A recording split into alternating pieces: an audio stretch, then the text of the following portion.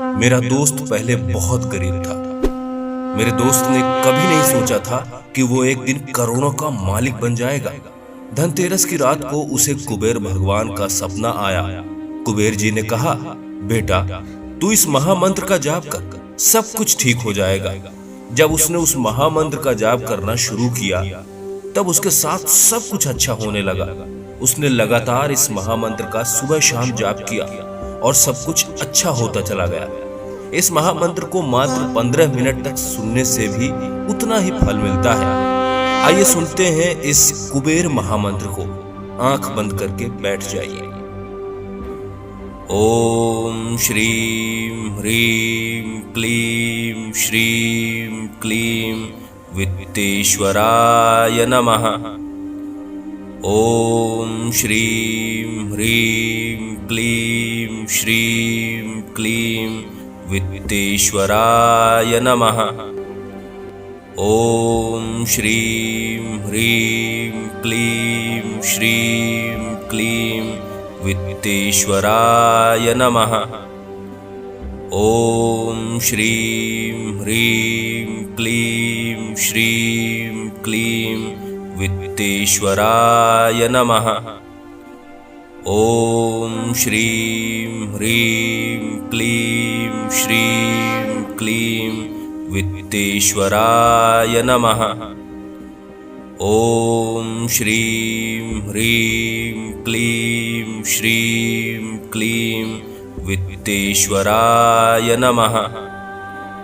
ओम श्रीम ह्रीम क्लीम श्रीम क्लीम वित्तेश्वराय नमः।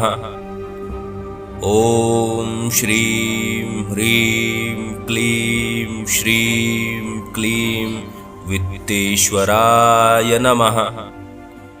ओम श्रीम ह्रीम क्लीम श्रीम क्लीम वित्तेश्वराय नमः। ओम श्रीम ह्रीम क्लीम श्रीम क्लीम वित्तेश्वराय नमः।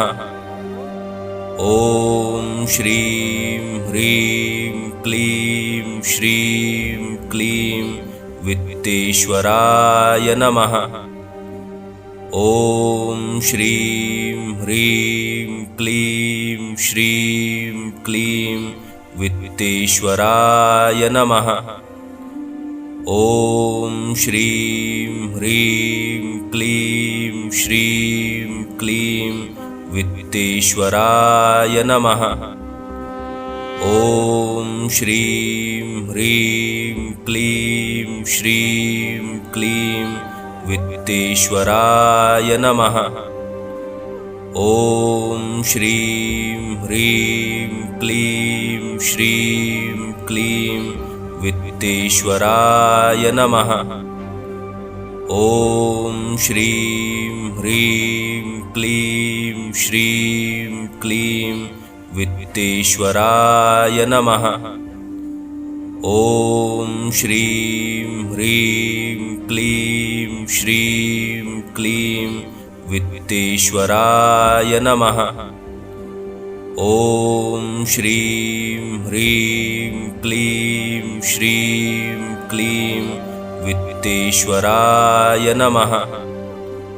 ओम श्रीम ह्रीम क्लीम श्रीम क्लीम वित्तेश्वराय नमः। ओम श्रीम ह्रीम क्लीम श्रीम क्लीम वित्तेश्वराय नमः। ओम श्रीम ह्रीम क्लीम श्रीम क्लीम वित्तेश्वराय नमः। ओम श्रीम ह्रीम क्लीम श्रीम क्लीम वित्तेश्वराय नमः। ओम श्रीम ह्रीम क्लीम श्रीम क्लीम वित्तेश्वराय नमः। ओम श्रीम ह्रीम क्लीम श्रीम क्लीम वित्तेश्वराय नमः। ॐ श्रीं ह्रीं क्लीं श्रीं क्लीं वित्तेश्वराय नमः। ॐ श्रीं ह्रीं क्लीं श्रीं क्लीं वित्तेश्वराय नमः।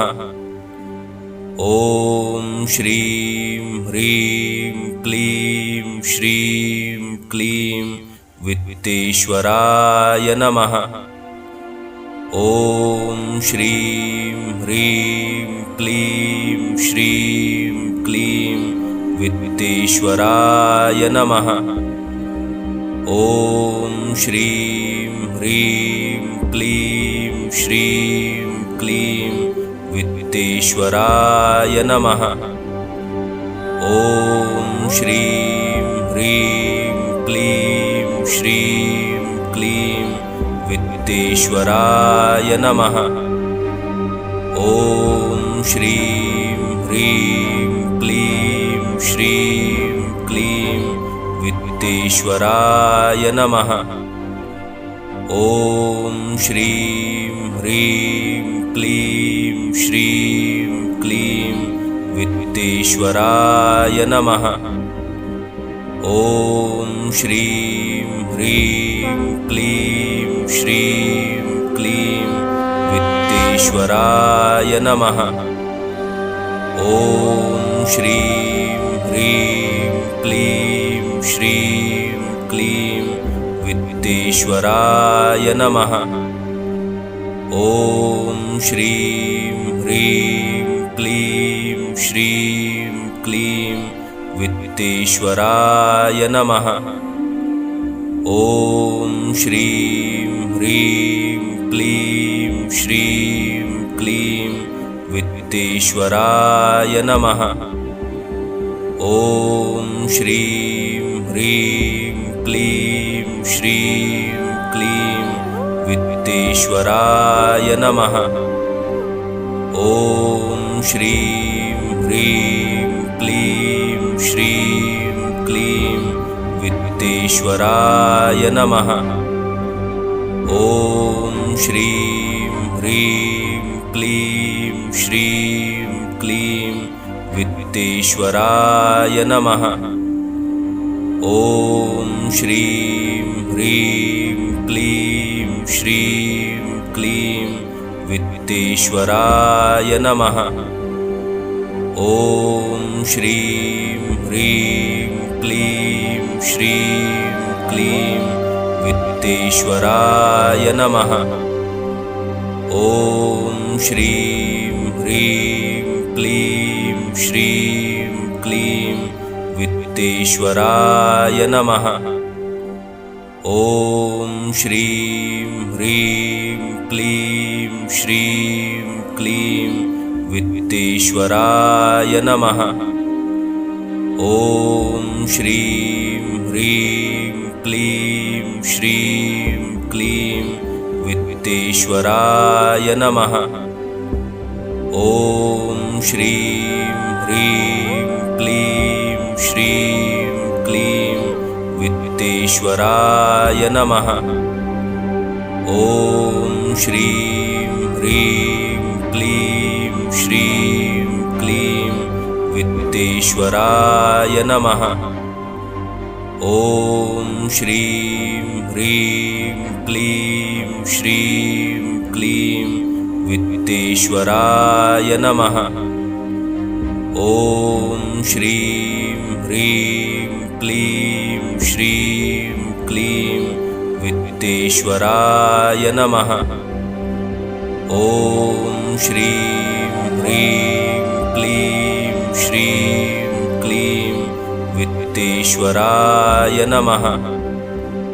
ॐ श्रीं ह्रीं क्लीं श्रीं क्लीं वित्तेश्वराय नमः।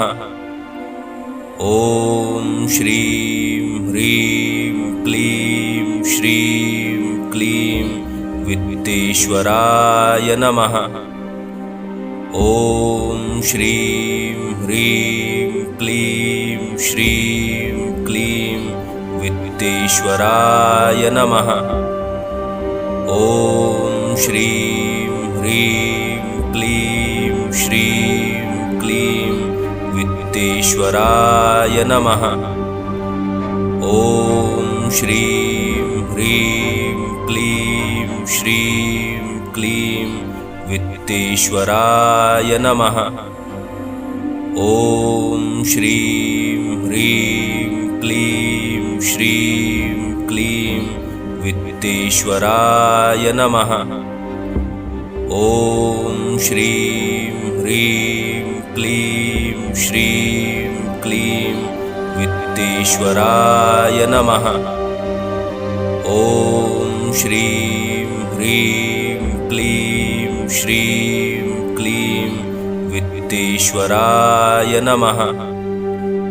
ॐ श्रीं ह्रीं क्लीं श्रीं क्लीं वित्तेश्वराय नमः।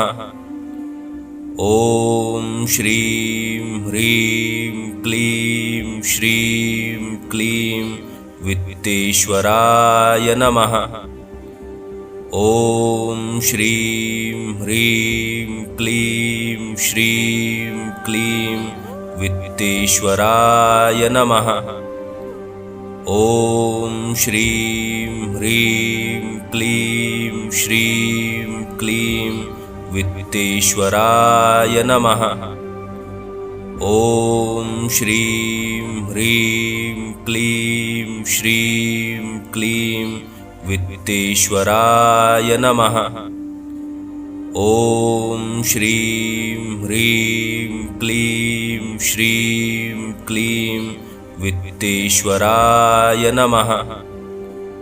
ॐ श्रीं ह्रीं क्लीं श्रीं क्लीं वित्तेश्वराय नमः। ॐ श्रीं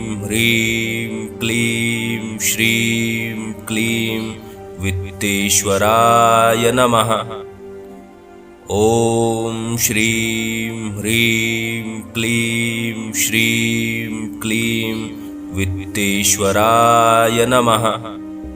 ॐ श्रीं ह्रीं क्लीं श्रीं क्लीं वित्तेश्वराय नमः। ॐ श्रीं ह्रीं क्लीं श्रीं क्लीं वित्तेश्वराय नमः। ॐ श्रीं ह्रीं क्लीं श्रीं क्लीं वित्तेश्वराय नमः। ॐ श्रीं ह्रीं क्लीं श्रीं क्लीं वित्तेश्वराय नमः। ॐ श्रीं ह्रीं क्लीं श्रीं क्लीं वित्तेश्वराय नमः। ॐ श्रीं ह्रीं क्लीं श्रीं क्लीं वित्तेश्वराय नमः। ॐ श्रीं ह्रीं क्लीं श्रीं क्लीं वित्तेश्वराय नमः। ॐ श्रीं ह्रीं क्लीं श्रीं क्लीं वित्तेश्वराय नमः। ॐ श्रीं ह्रीं क्लीं श्रीं क्लीं वित्तेश्वराय नमः। ॐ श्रीं ह्रीं क्लीं श्रीं क्लीं वित्तेश्वराय नमः। ॐ श्रीं ह्रीं क्लीं श्रीं क्लीं वित्तेश्वराय नमः।